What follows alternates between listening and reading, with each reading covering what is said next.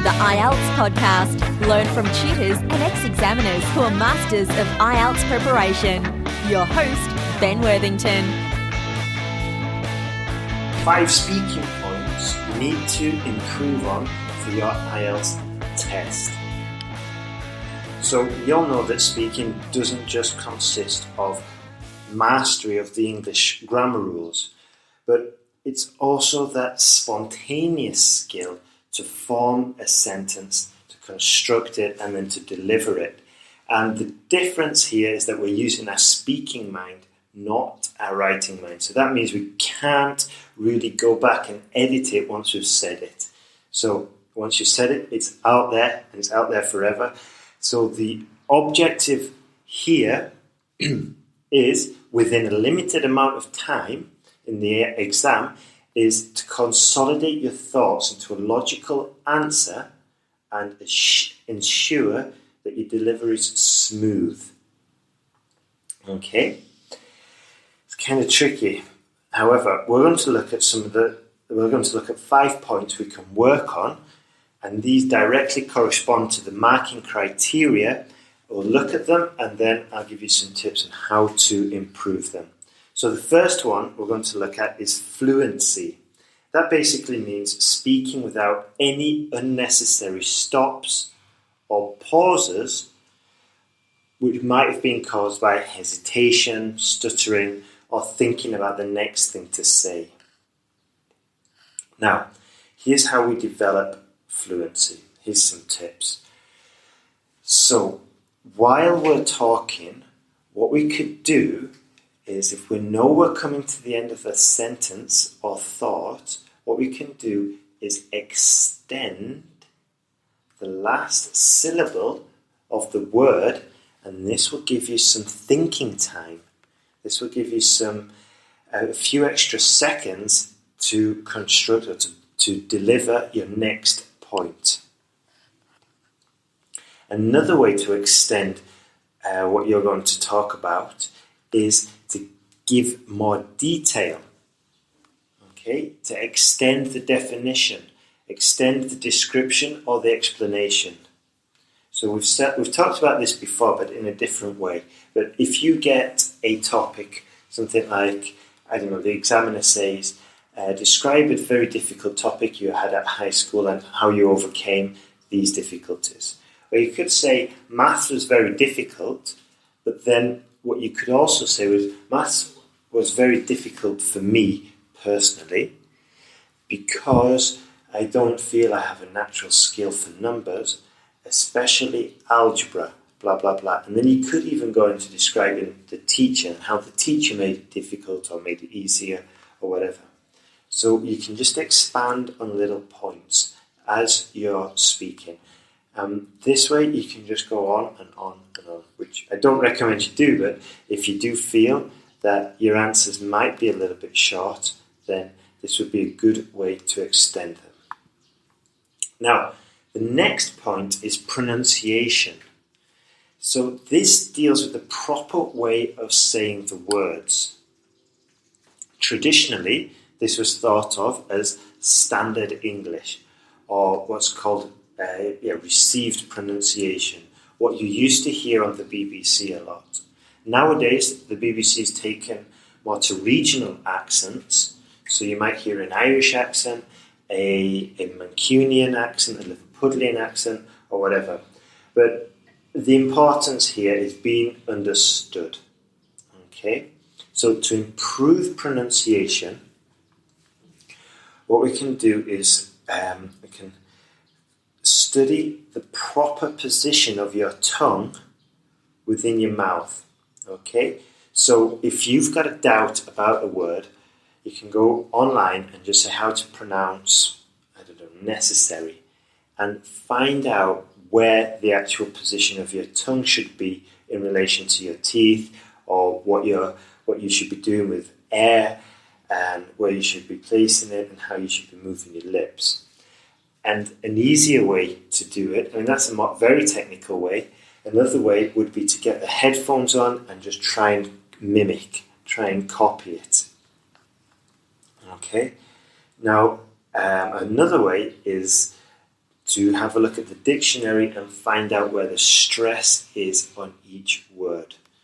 And here's another tip. If you speak slower and more open, and you open your mouth, then it's usually clearer, it's usually easier for the person to understand you. And slowing down and taking pauses will also increase the comprehension for the listener. And here's another tip that I learned from a singing tutor.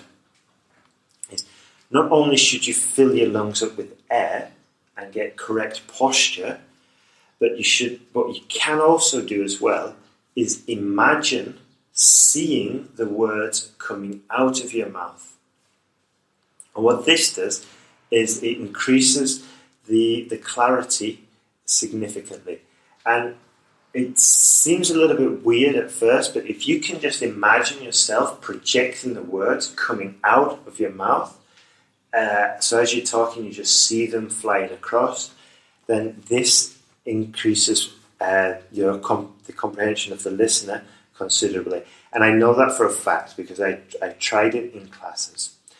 The next point is coherence. So this is linking all your ideas in an organized way. And it shows that they're related. So a good way to do this, a good way to practice this, is to look at a well-prepared paragraph. Now, if you're doing the sentence guide course, you'll see that there's a structure for the paragraphs and it's really easy to construct. And that's how you should be delivering your answers. And so you could just start off with first and then go into a little bit more detail. So going back to the question about maths, about difficult subjects, what you can do is construct your answer in a similar way to as you would construct a paragraph. So you'd start off with, well, mathematics for me personally was a terrible subject. This is because blah, blah, blah. And go into detail, go into more detail and go into maybe talking about the teacher, maybe giving an example. And then to close your speech or your answer, you could just rephrase the question. So you would say, you've been talking about mathematics being a difficult subject, and now what you're going to say is, and that's why mathematics was a difficult subject for me. And then you just leave it there, because I know a lot of students can have or find it difficulty determining when to stop.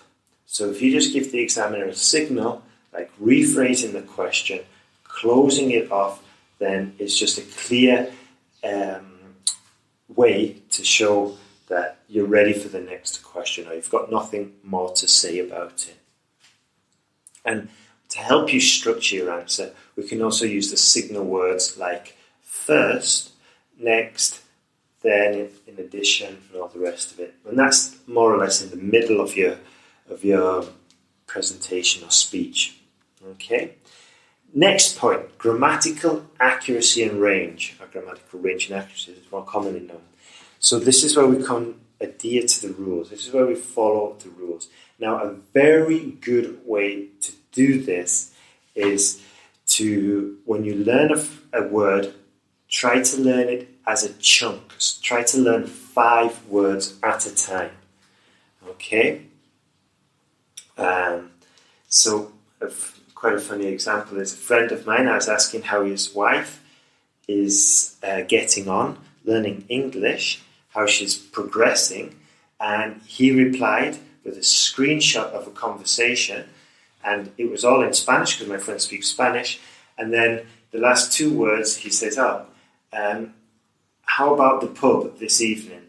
And then she replied, not in your wildest dreams. Okay, so it was all in Spanish, and then he said, what about the pub this evening?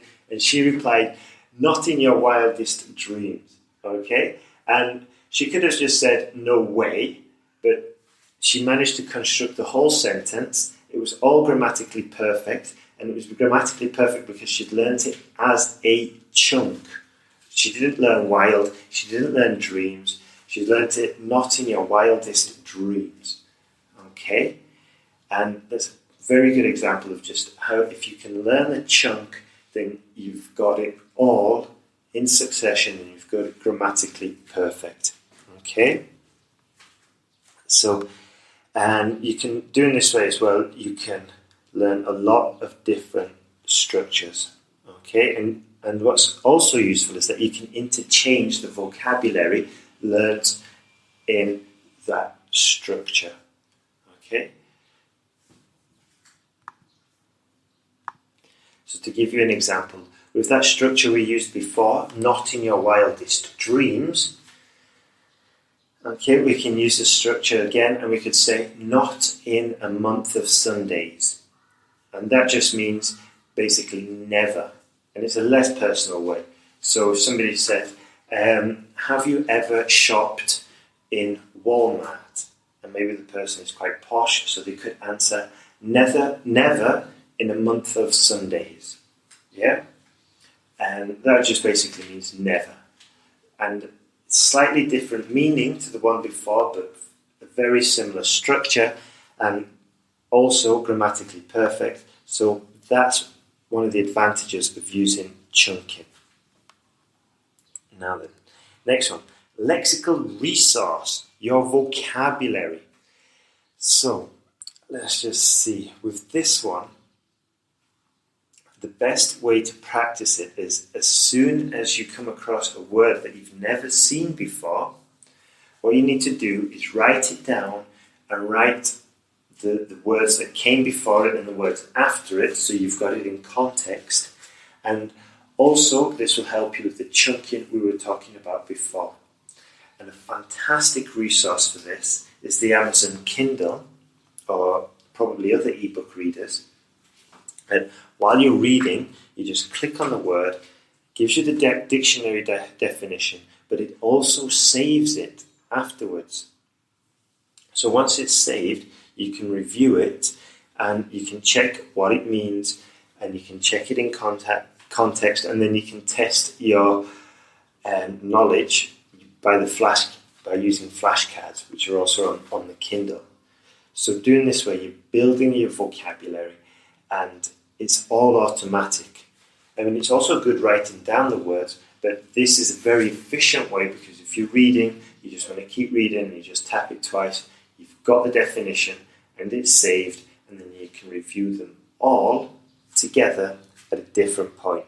And I think it makes it into a game as well. So that's good, some good practice there. And it's easy and it's quick and it's efficient. All right. So check that out. That's a good way to build your vocabulary. Another way is that if you know that you've got absolute zero interest in sports, then start reading the sports papers, because that's going to be a weak spot, a weak area in your vocabulary. All you have to do is just read maybe one article a day while you're having your coffee in the morning. And doing this will just help you build your areas and cover your blind spots. So in the test, if you get a question about sport, then you're not going to be penalised. And likewise, maybe you don't like business or economics. Well, just start reading one article from the business press, in the newspaper or online probably, and soon you'll start improving your vocabulary. Okay? Now then, so that's pretty much everything that I wanted to talk about regarding speaking.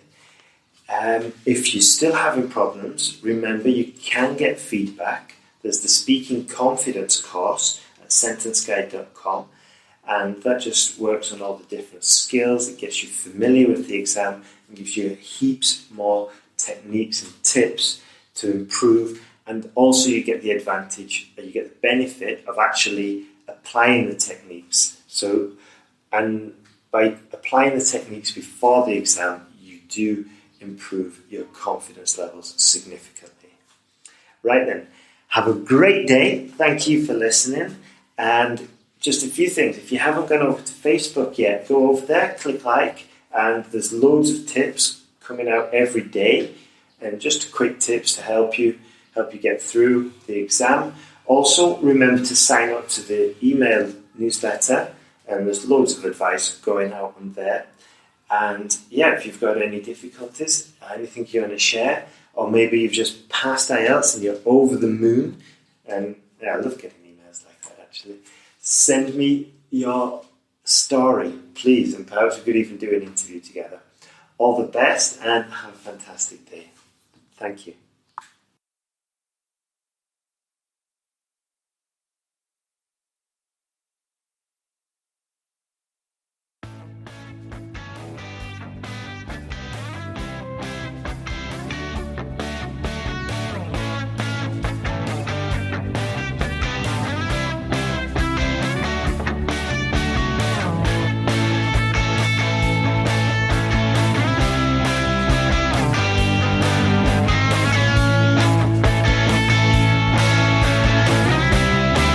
For listening to IELTSPodcast.com.